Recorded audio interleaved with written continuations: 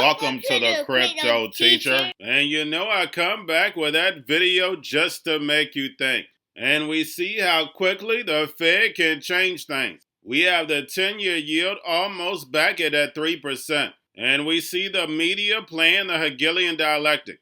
Is the Fed going to pivot? Is this little bull rally going to stay? Guys, we know if the Fed is going to keep raising rates and running off the balance sheet, we know we're going to be going down lower. We know what the objective is. They have to destroy this legacy market in order to get us over to the fourth industrial revolution. And we don't see any outlets speaking of the fourth industrial revolution. They won't say that the robots, algorithms, and drones are going to take over the economy and the sheep are about to go inside the metaverse. We know these cryptos are not for us. These cryptos are for the machines. When Biden got the bill passed, Inflation Reduction Act, the old Build Back Better bill, we know it's all about Shemitah. They're about to build this new digital economy right in front of the sheep's eyes and they have no clue. We see majority of these corporations are planning layoffs. And who's going to take their job? That's right, the bots. These corporations are not going to pay a 15% tax. They're going to pass it on to the consumer. We already know how this works. And right now, inflation is already high. This is going to bring Americans to their knees. But we know the NWO works off problem, reaction, solution. And we know what that solution is. That free programmable money.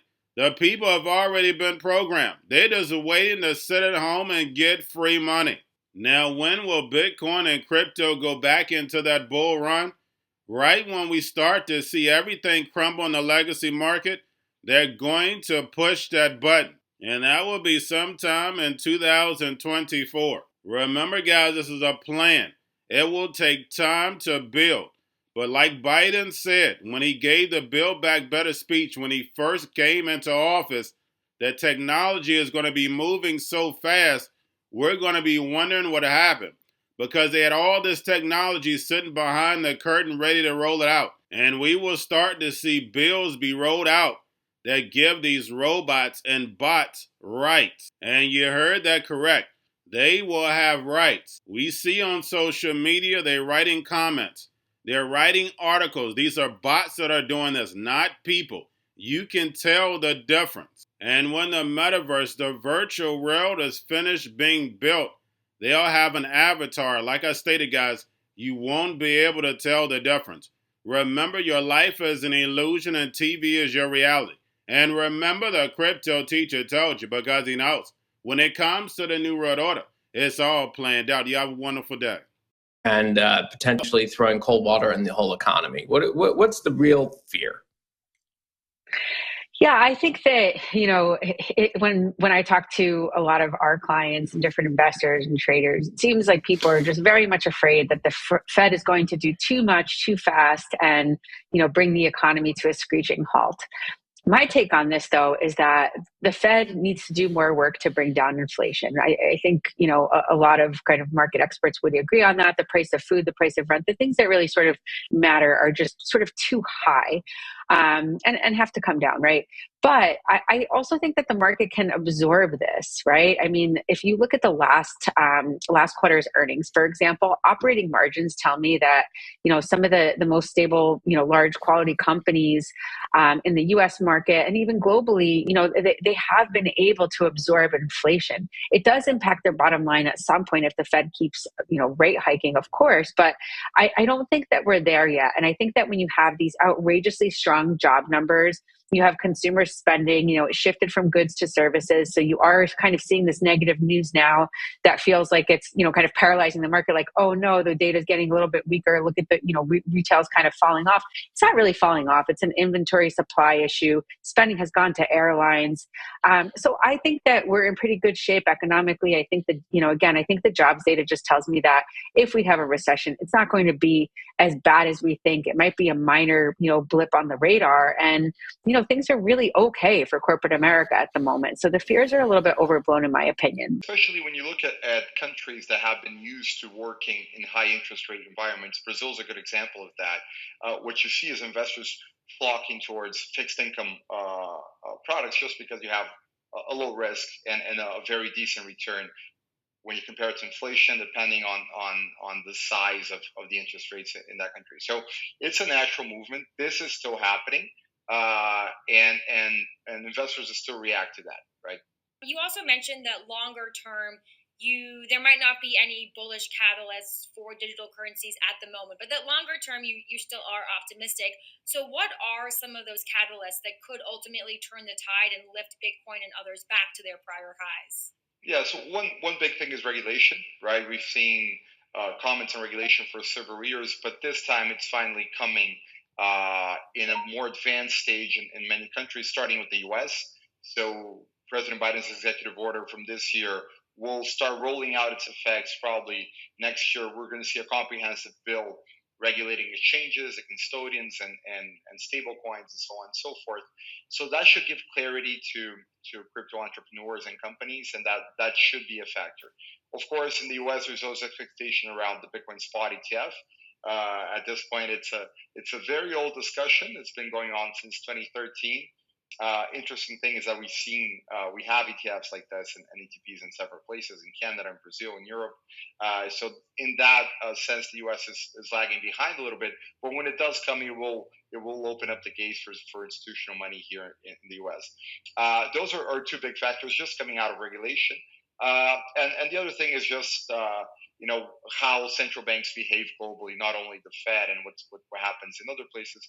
And this is very interesting because sometimes you see discussions around Bitcoin, especially being very U.S. and European centric, and forgetting that most countries, they have not very good currencies, not very stable currencies, and having a currency that's not dependent on the government of that specific period is something that might be interesting for several countries, as we see folks in Argentina, Turkey, Lebanon today really using Bitcoin, for instance, and other cryptocurrencies as a store of value, as a means of exchange. So these are things that will continue to. There is a compelling state interest to stop the Lazarus North Korea hacker group from stealing funds of Americans and American companies and government information, et cetera. There's definitely a compelling interest against against criminal actors. But there is also an argument that code is speech. Free speech is free under the First Amendment because it gets the protections that if in the face of a compelling state interest, you can restrict content, but it has to be narrowly tailored, and you can't restrict more speech than is absolutely necessary to achieve the compelling state interest. So here, Chainalysis actually put out a chart showing that of the transactions that went through the Tornado Cash mixer, only 10.5 of them were of the criminal group. So that means 90% of the transactions were done by legitimate actors. And this is free open source software. And now Americans who have no suspect of being terrorists are being limited from using this software. And, the founder or one of the creators of the software was put in jail for what other people were doing with his open source code. So there's actually three challenges. We're going to a different economy, and we're going to be learning more about that as we go. But clearly, we're learning that things can be done from remote locations. We're learning that technology can replace people even more than we thought. We're not going back to the same economy. We're recovering, but to a different economy, and it'll be one that is more leveraged to technology. And I worry that is going to make it even more difficult than it was for many workers. In Silicon Valley, and my friends who work in technology know that what we did to the manufacturing workers, we are now going to do to the retail workers, the call center workers, the fast food workers, the truck drivers, and then even bookkeepers, accountants, insurance agents, lawyers, and on through the economy. So what happened to the manufacturing workers is a very clear sign. This effort, and China has big plans for this. They intend to seed their digital yuan into the global environment by giving it away to visitors at next winter's Olympics. When they arrive at the airport, they're going to get yuan digital wallets. They're going to receive digital yuan. They're going to use it throughout their visits to Beijing, and then they're going to take it back to their home countries. They see this as a huge advantage. Why? Because who controls the underlying protocols, who controls the underlying standards of the future of money will control the future of money.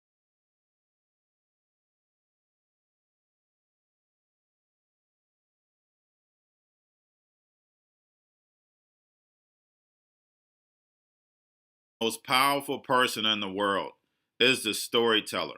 The storyteller sets the vision, values, and agenda of an entire generation to come. Steve Jobs. And guys, you know I truly believe in this. When you look at the New World Order, they're the storytellers. And that's the reason why I wrote my New World Order book. But guys, now it's time to change the current generation. And I wrote 3 kids' books. You know, I love the Trinity because I understand the power that's in it. So I have 3 books. We have an opportunity to change the generation, to educate, not just me, but I want to show you that I take action on a daily basis. And I want you to take action on a daily basis. Whether it's your job, whether it's in your community, we have an opportunity right now to educate the masses. I posted this on my Twitter account. Please share, but this is a short clip of the 3 books. There's going to be a clothing line and action figures. Please get these books for your kids, nephews, cousins, friends, so therefore we can start the re-education now. Because as we see, the 4th Industrial Revolution foundation is definitely here. Robots, algorithms, drones, taking humanity out the picture. We have to re-educate. But let's get into the video. Part 1. King Joshua and Grandma Tam save the village. Part 2. King Joshua and Grandma Tam save New York. From COVID Stories 3. Part 3. King Joshua and Grandma Tam goes to China. It's mandatory to get part 1, part 2, and part 3 of this series. It's time to re-educate Generation Z.